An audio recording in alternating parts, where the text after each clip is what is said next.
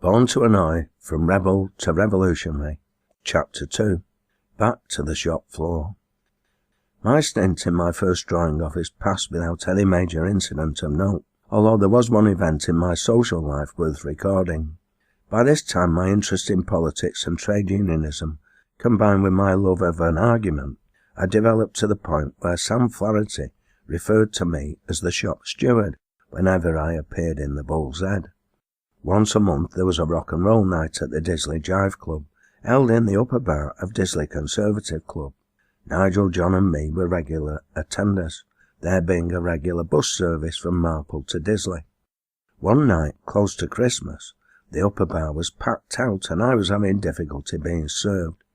I retreated downstairs to the main bar, where an audience of local worthies were being entertained by a pianist who encouraged his audience to not only make requests, but to sing along.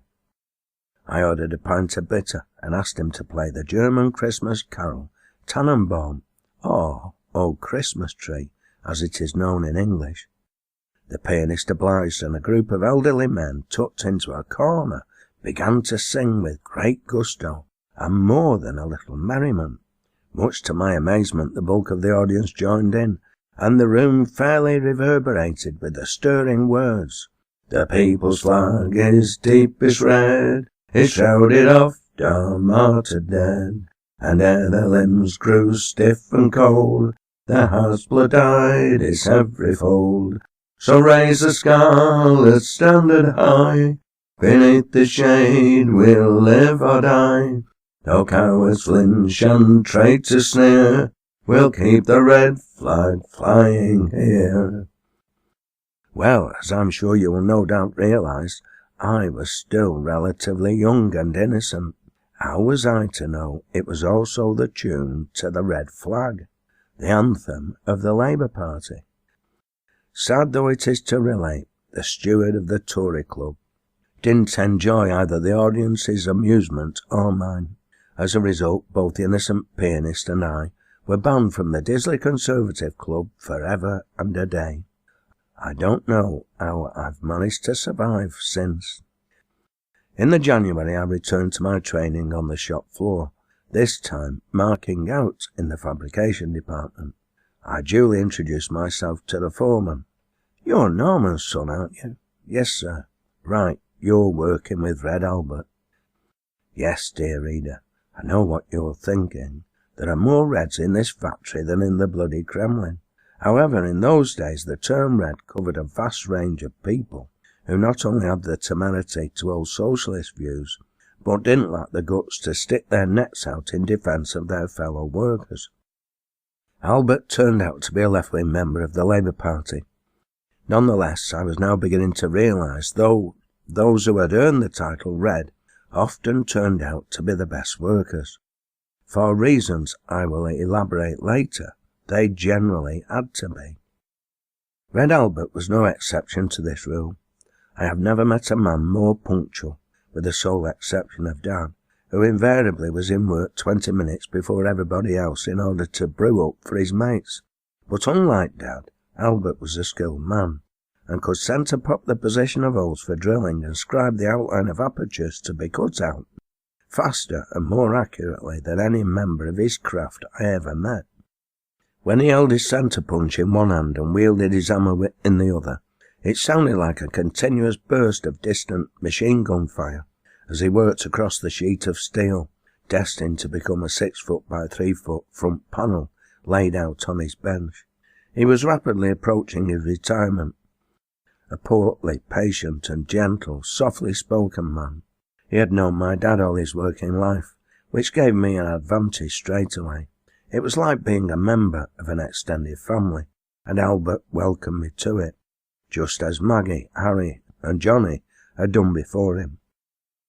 I took to him straight away, and he taught me a lot, but one incident immediately springs to mind. One day he spread out the print of a drawing on the cast steel tabletop. "What do you reckon to that, young 'un?" I studied the drawing. It was the outline of the front panel of one of an array of control panels for the Connors Quay power station. It looked all right to me, and I said so. Albert laughed. Typical bloody draftsman, he retorted. Those relays are too close together. A fitter won't be able to swing a spanner to fit them. The gap's too small. At that point, Albert surprised me. You know your way around the drawing offices, Malc. Go and find young David Mellor in contracts and ask him to come and see me. There were, no doubt, some who would have just carried on with the job, either because they hadn't spotted the problem or out of sheer bloody-mindedness. The panel would have proceeded on its way to be drilled and nibbled, cut and formed into its final shape. Once it had been stove-enamelled, it would have finally ended up with Harry and Johnny, who would then discover their mistake, by which time it was far too late, and it would have to be scrapped. However, Albert has standards to meet and a reputation to maintain. The normal procedure was to draw the mistake to the attention of the foreman, who would contact the planning department. A planning engineer would check the job and then contact the drawing office. The draftsman would then be ordered to correct the drawing. A new print would be issued and eventually make its way back to Albert. In the meantime, a lot of time would have been lost, a whole array of control panels held up, and the draffy would have a black mark against his name. Being a Red, Albert had no intention of sticking to the management's bureaucratic rules, just as he had no intention of allowing a fellow worker to end up in trouble. I naturally did as I was bid, and returned with the draftsman. In the meantime, Albert had worked out where to reposition the offending relays, and once having agreed the modification with the draffy, quickly marked out the job and handed the young man the print of his drawing, with the modifications neatly sketched on it. The draffy went away, modified his original drawing accordingly, had the modification approved by his boss, informing him he'd already spoken to Albert, and then sent a new print to the fabrication department. Thus the problem was resolved, and to everybody's satisfaction. This was my first such incident, but more were to follow, and not only in the fabrication department. As Albert pointed out to me, if you ever want to hold production up, just work to the management's rules. More often than not, they haven't a clue what us workers get up to in order to make sure jobs go out on time. It was good advice, and I made use of it more than once, and to good effect, but that lay in the future. My 6-month partnership with Albert ended all too soon, and I subsequently worked in the electrical wiring department with the inspectors, who had the job of checking the internal wiring of the control panels was satisfactory. This was rather boring from my point of view, because I could only watch and learn. Wiring was followed by a period with the fitters who were seconded to the switchgear testing company in Trafford Park, on the other side of Manchester, where our products were tested to the point of destruction. Switchgear Testing Company was situated adjacent to the giant Metropolitan Vickers factory. The latter, by then, was known as AEI Trafford Park, or the Big House. Whereas AEI Higher Openshaw, in terms of the number of its employees, could be compared with a small village, the Trafford Park factory comprised the population of a small town.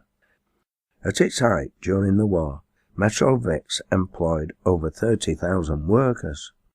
When I worked in the park, it was above 20,000.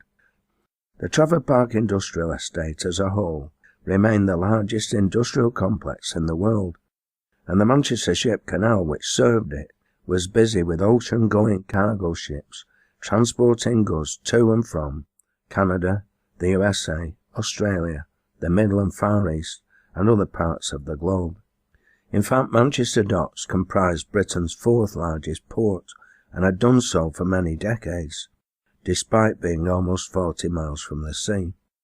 The Ship Canal had been built to the same width and depth as the Suez Canal, and could accommodate most cargo ships, saving the new supertankers just beginning to appear on the seaways. It was in July 1963, shortly after my 19th birthday, that I was informed I had almost completed my time on the shop floor, and that I was destined for employment in the contracts drawing office at the end of the summer shutdown. The annual holiday comprised the last week in July and the first in August, the traditional weeks for most Manchester factories. My Auntie Dolly's wish that I should end up as a draughtsman seemed near fulfilment, but there's many a slip between cup and lip. By this time, Britain's post-war recovery seemed to be running out of steam, and growing unemployment became an issue in the press and on radio and television, although it was still very low compared with today. I remember a lot of talk about Britain's lamentably poor productivity record and its high labour costs, compared with its principal competitors in the export field, notably West Germany and Japan. Britain's balance of trade with the rest of the world, the balance of payments as it was known, was in deficit. The press seemed confused by the issue. They accused the Japanese of exporting shoddy goods, produced by workers happy to labour for long hours on a bowl of rice. They could hardly accuse the Germans of those sins, so they put their particular success down to a combination of Germanic regimentation, Teutonic efficiency, and a superior Protestant work ethic. The fact that both countries had one thing in common, namely that their manufacturing industries had been re-equipped since the war with the latest and most advanced technology, and that both countries, unlike Britain, devoted a significant part of company profits to research and development, design and innovation, was conveniently ignored. They also enjoyed another advantage, namely the way capitalist enterprises were financed in their respective countries. In Britain, manufacturing companies raised capital investment mainly through shareholders via the stock exchange. Shareholders tended to expect high dividends and quick short-term profits, whereas large and particularly high-tech manufacturing concerns were more often than not involved in long-term and capital-intensive projects, which could only return profits many years after the initial investment. German and Japanese manufacturers obtained long-term investment via banks and other financial institutions set up for the purpose and guaranteed by their governments. They could safely plan ahead and re-equip for the future accordingly. The machine shop at Higher Openshaw provided a supreme example of this short-sightedness. The capstan lathe on which I commenced my employment in 1960 was well over 50 years old, and I can assure you it was not the exception to the rule. Most of the machine tools were of a comparable age. Once again the press had an easy answer. British workers were Luddites and refused to accept new technology. They called it the British disease. Again my experience was to the contrary. Maggie and her colleagues were constantly complaining about the decrepit machine tools they had to work with, and the management just as constantly turned a deaf ear to their pleas for modern replacements, basically insisting they should continue to produce silk purses out of sows' ears as they'd always done. Anyway, the management insisted, it's our right to manage and your duty to carry out instructions. Albert and Maggie weren't the only workers to treat such statements with derision, and with the contempt they most certainly deserved. The uniform opinion of the establishment press was that the nation's inability to pay its way in the world began and ended with a lazy and avaricious workforce, aided and abetted by the devilish shop stewards movement and communist troublemakers intent on sabotage. However, if anybody cares to check the facts, they will discover that German and Japanese workers at this point in history not only enjoyed higher living standards than their British counterparts, but also worked less hours, as they do to this day. I didn't know such facts at the time, but they would soon be made obvious to me. I would also be made aware, through personal experience, that the right-wing press's assertion that the Japanese economic miracle was based on inferior products was nothing but a ludicrous and disgusting lie. Of course, the journalists who wrote such garbage knew it was a lie, but they were only carrying out their duty and had dependents to feed. Some of us have the honour to produce objects of practical use designed to enhance people's lives, whilst others are reduced to delve in muck and to produce rubbish. Such is life, although why the former are all too often paid less than the latter, and are willing to put up with it, continues to mystify me. It was against this deteriorating political and economic background that I moved off the shop floor on a permanent basis to commence work in the contracts drawing office. Although I didn't realise it at the time and wouldn't really fully comprehend until some years later, I was about to make the acquaintance of another manager who was one of those glorious exceptions that prove the rule.